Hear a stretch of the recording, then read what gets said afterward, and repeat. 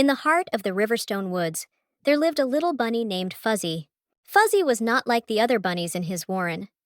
While most bunnies spent their time hopping around the meadow and playing, Fuzzy dreamed of adventures. One day, he often said to his friends, "I'll go on an adventure and do something truly amazing." The other bunnies would laugh and shake their heads. Fuzzy's best friend Penny asked Fuzzy, "What kind of adventure can a little bunny have?" "All the adventure a bunny needs is right here." Fuzzy only said, "Penny, one day an adventure awaits me." One starry night while looking at the moon, Fuzzy noticed something unusual. The moon, usually round and bright, had a tiny sliver missing from it. "That's odd," he thought. "Maybe the moon needs help up there." His curiosity sparked, and he decided to investigate. "I have to help the moon." Fuzzy had heard tales of a wise old owl who had all the answers. He needed to find the owl. This could be the adventure he always wanted. The next morning, Fuzzy packed a small satchel with his favorite snacks: a carrot, a piece of lettuce, and a shiny red apple.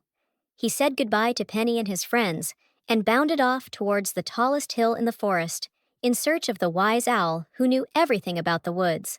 After a long climb, Fuzzy reached the top of the hill and found the wise old owl perched on a crooked branch. "Excuse me, Mr. Owl, my name is Fuzzy and I need your help," Fuzzy said politely. "I noticed the moon looks a little different. It's not as bright. Do you know why?" The owl opened one eye and hooted softly. "Ah, young Fuzzy, the moon's glowstone has been stolen by the mischievous raccoon brothers. Without it, the moon cannot shine as brightly." Fuzzy's ears perked up. "What can I do to help?" The owl chuckled. "You are brave for such a small creature, but if you must find it. The raccoon brothers live beyond the thorny thicket. If you wish to retrieve the glowstone, you must face them and bring it back, and offer it to the moon." Fuzzy's heart raced. He knew it would not be easy, but he nodded firmly. "I'll do it." And he started on his journey. The journey to the thorny thicket was not easy.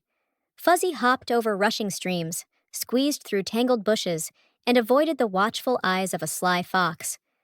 Finally, he reached the thicket, where sharp brambles twisted in every direction. Using his small size to his advantage, Fuzzy wiggled through the thorns until he came upon a clearing. There, under a giant oak tree, were the raccoon brothers. They were watching the glowstone with its golden light shimmering in the dark. Fuzzy took a deep breath and stepped into the clearing. "Excuse me," he said bravely, "but that glowstone belongs to the moon. Without it, the night cannot shine properly." The raccoons paused and looked at Benny. The eldest brother, Rocky, grinned. "And what will you do if we don't give it back, little bunny?" While the other raccoons laughed, Fuzzy thought quickly. "If you give it back, I'll share my shiny red apple with you. It's the sweetest in the whole forest." Rocky thought for a moment and huddled together with the other raccoons, whispering and pointing. They loved shiny things, but they also loved tasty treats. After a moment, Rocky nodded. "All right, little bunny, we'll trade." Fuzzy handed over the apple, and in return, the raccoons gave him the glowstone. It felt warm in his paws, and he could sense its importance. With the glowstone in his paws, Fuzzy made his way back. In a clearing, he placed the stone on a flat rock and looked up at the moon. "I hope this helps," he told the moon. "I brought back your glowstone." Suddenly, a beam of light shot down from the sky, lifting the glowstone high above the trees. It floated back to the moon, and as it clicked into place, the night lit up with its usual silvery glow. The stars seemed to twinkle brighter, and the forest was filled with a gentle hum of gratitude. The moon shone brightly again. When Fuzzy returned to the warren, his friends and family greeted him with cheers. Penny hopped over and hugged him tightly. "You really did it, Fuzzy. You had an adventure and saved the night." From that day on, Penny and his bunny friends spoke of Fuzzy as Fearless Fuzzy, the bunny that saved the night.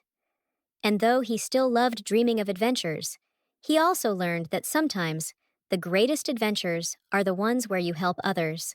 And so, Fuzzy and his friends lived happily, always under the glow of the bright, full moon.